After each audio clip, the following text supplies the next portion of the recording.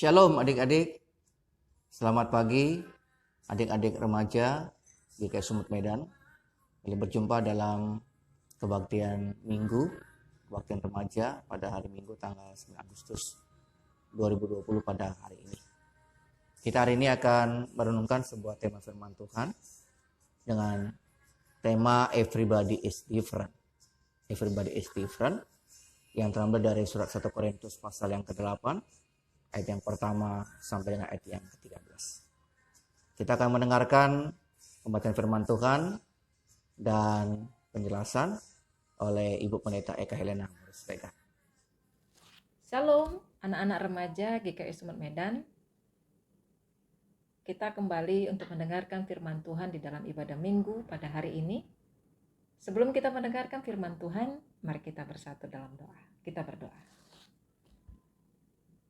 Tuhan Yesus yang baik, kami datang kepadamu Tuhan dengan sejuta harapan bahwa pada kesempatan ini kami sungguh rindu akan firman Tuhan, dikumandangkan untuk kami dengarkan. Biarlah Bapa, Engkau memimpin kami dari awal pertengahan sampai akhir. Bersabdalah Engkau Tuhan, kuasai hati kami. Dalam nama Tuhan Yesus kami berdoa. Amin. Anak-anak ibu yang berbahagia dalam Kristus Yesus, firman Tuhan pada kesempatan ini kita ambil dari kitab 1 Korintus pasal yang ke-8 ayat 1 sampai 13. Mari kita buka 1 Korintus pasal yang ke-8 ayat 1 sampai 13. Beginilah firman Tuhan berkata, tentang persembahan berhala, tentang daging persembahan berhala, kita tahu, kita semua mempunyai pengetahuan. Pengetahuan yang demikian membuat orang menjadi sombong, tetapi kasih membangun. Jika ada seorang menyangka bahwa ia mempunyai sesuatu pengetahuan, maka ia belum juga mencapai pengetahuan, sebagaimana yang harus dicapainya. Tetapi orang yang mengasihi Allah, ia dikenal oleh Allah. Tentang hal makan daging persembahan berhala kita tahu, tidak ada berhala di dunia dan tidak ada Allah lain daripada Allah yang esa. Sebab sungguh pun ada apa yang disebut Allah, baik di sorga maupun di bumi. Dan memang benar ada banyak Allah dan banyak Tuhan yang demikian. Namun bagi kita hanya ada satu Allah saja, yaitu Bapa yang daripadanya berasal segala sesuatu dan yang untuk Dia kita hidup. Dan satu Tuhan saja, yaitu Yesus Kristus yang olehnya segala sesuatu telah dijadikan, yang karena Dia kita hidup. Tetapi bukan semua orang yang mempunyai pengetahuan itu. Ada orang yang karena masih terus terikat pada berhala, makan daging itu sebagai daging persembahan berhala. Dan oleh karena hati nurani mereka lemah, hati nurani mereka itu dinodai olehnya. Makanan tidak membawa kita lebih dekat kepada Allah. Kita tidak rugi apa-apa kalau tidak kita makan, dan kita tidak untung apa-apa kalau kita makan. Tetapi jagalah supaya kebebasanmu ini jangan menjadi batu sandungan bagi mereka yang lemah. Karena apabila orang melihat engkau yang mempunyai pengetahuan sedang duduk makan di dalam kuil berhala, bukankah orang yang lemah hati nuraninya itu dikuatkan untuk makan daging persembahan berhala? Dengan jalan demikian, orang yang lemah, yaitu saudaramu, yang untuknya Kristus telah mati, menjadi binasa karena pengetahuanmu. Jika engkau secara demikian berdosa terhadap saudara-saudaramu dan melukai hati nurani mereka yang lemah, engkau pada hakikatnya berdosa terhadap Kristus. Karena itu apabila makanan menjadi batu sandungan bagi saudaraku, aku untuk selama-lamanya tidak akan mau makan daging lagi, supaya aku jangan menjadi batu sandungan bagi saudaraku. Demikian jauh anak-anak ibu firman Tuhan, kita harus mengatakan, berbahagialah orang yang mendengarkan firman Tuhan dan memeliharanya dari hari lepas hari. Amin, haleluya. Anak-anak ibu remaja GKI Sumut Medan, tema kita pada kesempatan ini adalah Everybody is different. Artinya setiap orang itu memiliki perbedaan. Nah, Kalau kita berbicara tentang berbeda adik-adik, maka satu sama yang lain itu tidak akan pernah ada yang sama. Walaupun sama, itu pasti mensinkronkan antara pemikiran yang satu dengan yang lain. Antara paham yang satu dengan paham yang lain. Nah, kalau di dalam sebuah kelompok atau persekutuan itu ada perbedaan adik-adik, apabila itu kita terima secara positif, itu adalah sebuah sukacita, sebuah kegembiraan, sebuah hal yang membahagiakan di dalam hidup kita. Tapi masalahnya adik-adik, apabila perbedaan itu merupakan satu hal yang diterima secara negatif, ada rasa cemburu di sana, ada rasa iri di sana, maka perbedaan itu bisa menghasilkan apa? Melukai orang lain, menghakimi orang lain, atau bisa dikatakan membenci orang lain. Nah, kalau sudah bahasanya sudah membenci, pasti di situ ada hadir keegoisan adik-adik. Kita merasa bahwa diri kita itu tidak boleh ada yang menyeimbangkan dari pemikiran orang lain, dari pandangan orang lain. Kita itu harus berada di dalam posisi yang benar, berada di dalam posisi yang tinggi, dan tidak ada boleh yang bisa menyaingi apa yang ada dalam diri kita. Nah, kalau sudah demikian adik-adik, pasti hidup kita itu adalah memiliki seorang yang memiliki sikap yang sombong. Kalau sudah menjadi sombong, berarti kita pasti tidak akan bisa mau untuk bisa menerima orang lain. Apapun keadaan mereka, apapun kondisi mereka, kita anggap mereka itu tidak boleh masuk ke dalam bagian hidup kita. Nah, inilah hal yang ditentang oleh Rasul kita yang bernama Rasul Paulus. Paulus melihat bahwa di jemaat Korintus juga memiliki banyak perbedaan kekayaan. Yang satu sama yang lain itu bisa dikatakan kalau diterima satu sama yang lain itu suatu hal yang kaya. Karena kita tahu adik-adik, jemaat Korintus ini adalah jemaat yang bisa dikatakan tersohor. Orang yang paling pintar juga ada di situ. Orang yang paling bodoh pun juga ada di situ. Orang yang paling bejat pun ada di situ. Tetapi orang yang menjadi bertobat juga ada di situ di jemaat di Korintus. Nah, waktu itu khususnya dalam posisi pasal yang ke-8 ini adik-adik, di situ menceritakan bahwa daerah Korintus banyak sekali kuil-kuil adik-adik. Kuil-kuil itu bertebaran di daerah Korintus saat itu. Nah, ketika saat itu adik-adik banyak jemaat melihat bahwa di kuil itu ada orang yang tidak percaya kepada Kristus, melihat memberikan persembahan kepada dewa yang dia sembah yaitu sesajen lah bisa dikatakan. Nah, ketika ini sudah disembahkan kepada dewa mereka, sesembahannya ini juga dijual adik-adik ke pasar. Nah, ada orang yang melihat ini adik-adik. Ketika mereka melihat, oh itu sesembahan yang sudah dipersembahkan kepada dewa, kenapa kita harus membelinya dan memakannya? Itu sudah salah. Ada juga yang mengatakan adik-adik, kalau kita sudah berada dalam Kristus itu gak masalah. Ngapain takut? Bukan berarti kita terseret iman kita untuk bisa menyembah dewa yang mereka sembah. Kalau kita membeli sesembahan yang mereka berikan kepada dewa mereka, tidak. Itu kan makanan, tidak boleh dibuang kalau sudah dibeli. Tetapi inilah perselisihan, keguncangan di jemaat di Korintus saat itu adik-adik. Melihat keadaan ini, Paulus berkata, kamu tidak boleh menghakimi. Pemahaman mereka saat itu sebatas itu yang mereka tahu. Kalau mereka katakan bahwa itu tidak boleh dimakan, sesembahan yang sudah diberikan persembahan kepada dewa untuk dimakan kembali atau dibeli kembali untuk dimakan, maka hargai pandangan mereka itu. Mungkin mereka baru itu yang bisa memiliki pemahaman tentang itu. Karena itu sensitif sekali, karena itu berhubungan dengan iman seseorang. Jadi kamu tidak boleh menghakimi. Kalau kamu mau makan, apabila kamu menganggap itu adalah sesembahan yang tidak ada masalah apapun, ya nggak masalah. Kamu lakukan saja, kamu makan saja. Tapi sikapmu jangan menjadi batu sandungan bagi orang lain.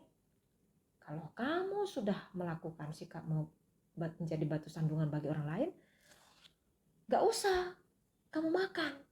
Karena itu akan menjerumuskan orang-orang yang tidak sepaham denganmu. Kalau kamu mempertahankan itu, pasti kamu memiliki sikap yang egois. Kamu sudah memiliki sikap yang sombong. Akhirnya kamu menghakimi orang yang tidak sepaham denganmu. Oleh karena itu, Paulus juga menekankan, hiduplah di dalam kasih. Karena inilah yang diajarkan oleh Tuhan kita kepada kita. Ketika kamu memiliki hidup di dalam kasih, maka apa yang menjadi pandangan orang lain, itu dapat kamu terima. Tetapi bukan berarti kamu terpengaruh dan masuk ke dalam arus mereka. Tapi pertimbangkanlah apa yang kamu pahami dengan mereka pahami. Kalau kamu kokoh dengan apa yang kamu pahami itu, untuk menyembah Tuhan, pertahankanlah. Tetapi jangan rusak pandangan orang lain. Karena di dalam kasih, kita bisa menerima keadaan mereka.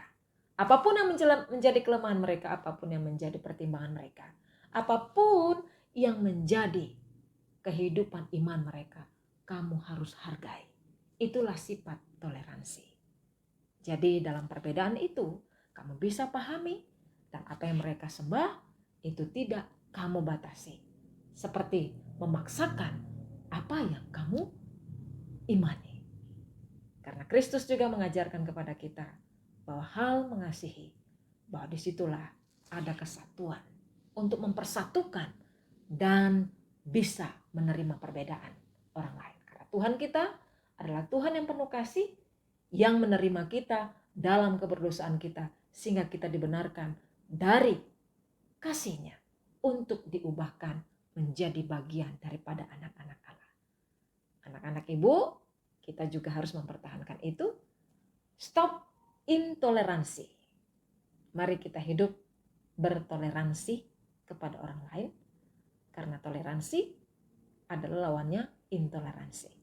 Kalau tidak memiliki hidup intoleransi, mari kita juga hidup di dalam toleransi supaya kita dapat menghargai orang lain di mana dan keadaan apa hidup mereka. Karena Tuhan kita juga mengajari hidup di dalam kasih untuk bisa menerima orang lain dalam keberadaannya. Tuhan Yesus memberkati. Baik adik-adik yang terkasih, kita sudah mendengarkan penjelasan khotbah dari Ibu Pendeta Eka Helena Siregar. Dan Bapak yakin kalian sudah mendapatkan kejelasan ya, tentang tema ini, Everybody is Different. Bapak hanya menegaskan beberapa hal saja. Tadi yang sudah kita dengarkan bersama adalah bahwa pengertian everybody is different itu dalam konteks jemaat di kota Korintus. Walaupun artinya secara urufiah adalah bahwa setiap orang itu berbeda-beda. Jadi inti dari tema ini sebenarnya ingin mengatakan kepada kita bahwa kita harus menghargai setiap orang meskipun mereka berbeda. Karena perbedaan itu justru sesuatu yang indah, karena perbedaan itu sendiri pada dasarnya adalah pemberian Tuhan dalam kehidupan kita. Jadi sebagai orang yang sama-sama diciptakan Tuhan, yang berbeda-beda, kita harus saling menghormati dan menghargai satu dengan yang lain. Jadi sudah kita dengarkan bahwa dalam konteks kota Korintus, di mana firman Tuhan yang tadi ditulis, kita melihat ada orang yang menghargai, tetapi ada orang yang tidak menghargai. Ya, ini situasi yang sebenarnya sering terjadi juga dalam kehidupan kita.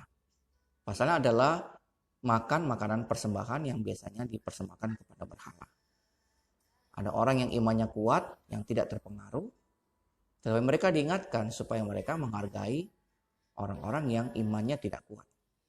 Yang ketiga, melihat orang yang makan makanan persembahan berhala itu, iman mereka menjadi runtuh atau menjadi ragu-ragu akan imannya. Itu nasihatnya adalah kepada orang yang kuat imannya, meskipun mereka tidak masalah makan makanan yang dipersembahkan kepada berhala, mereka dinasihatkan untuk tidak memakannya, supaya saudara-saudara mereka yang lemah imannya itu tidak menjadi ragu atau menjadi lemah imannya karena perbuatan mereka. Nah, dalam konteks kehidupan kita pada saat ini juga demikian. Adik-adik yang terkasih, Bapak juga yakin kamu sering mendengarkan kata toleransi atau intoleransi.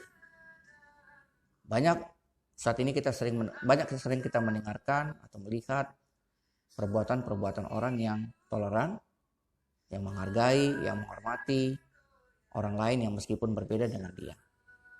Tetapi kita juga harus sadar bahwa saat ini ada banyak sekali orang-orang yang juga melakukan perbuatan-perbuatan intoleransi. Artinya perbuatan-perbuatan yang menunjukkan bahwa orang sukar untuk menerima orang yang berbeda dengan dia. Baik perbedaan suku, perbedaan status, bahkan perbedaan keyakinan adik-adik. Kita seringkali mungkin merasakan hal itu. Mungkin kalian juga. Ya, mungkin di sekolah, di tempat bergaul, di tetangga.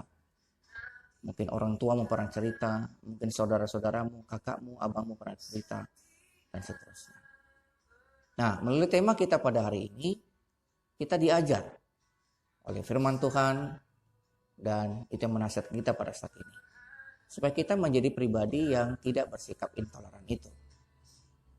Kita diajar untuk menjadi anak-anak Tuhan yang baik, yang tidak pernah membeda-bedakan orang berdasarkan ya, apakah itu status sosialnya, latar belakangnya, ataupun juga keyakinannya.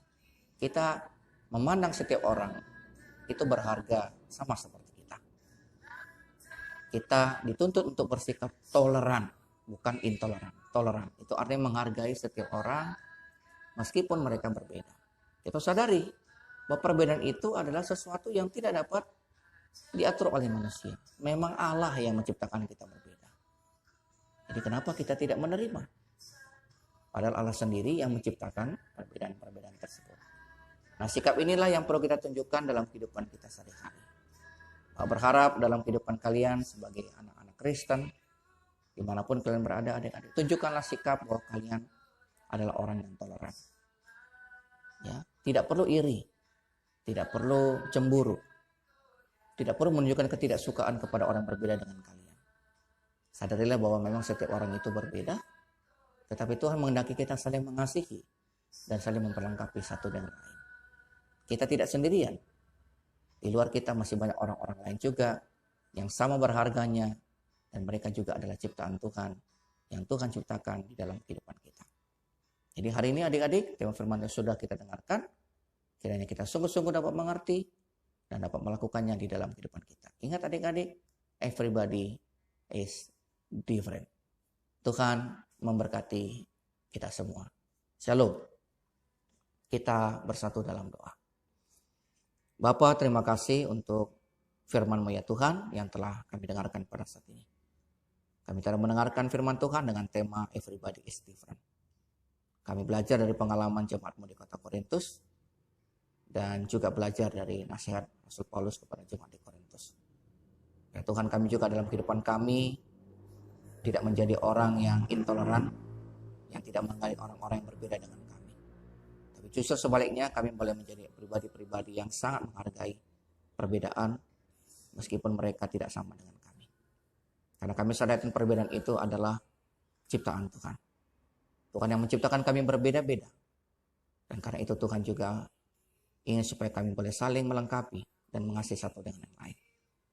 Berkati Tuhan kehidupan kami sebagai anak-anak Tuhan. Berkati kehidupan kami sebagai anak-anak remaja yang masih muda. Berkati sekolah kami pada saat ini Tuhan. Mungkin sebagian dari kami masih melakukan pembelajaran melalui online. Tuhan berkati kami, berikan kekuatan. Meski kami tahu ya Tuhan terkadang tidak mudah. Tetapi demi keselamatan kami, maka saat ini Tuhan inilah langkah yang terbaik yang boleh kami lakukan untuk meneruskan pendidikan kami.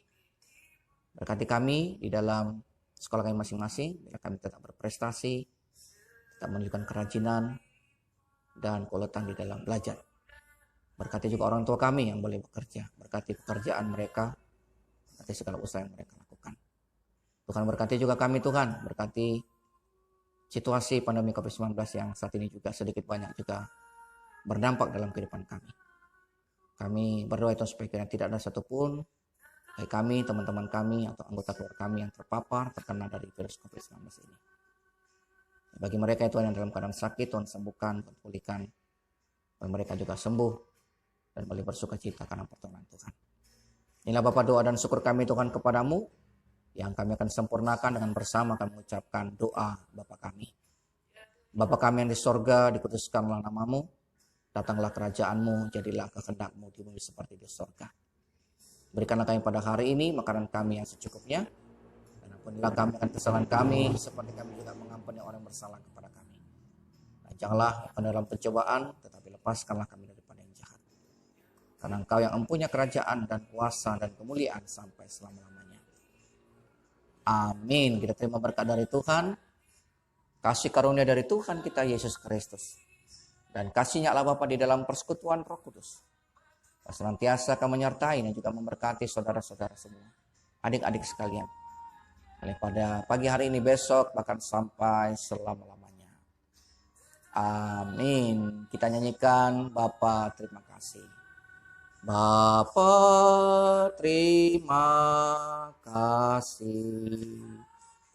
Bapa terima kasih. Bapa di dalam surga, ku berterima kasih. Amin.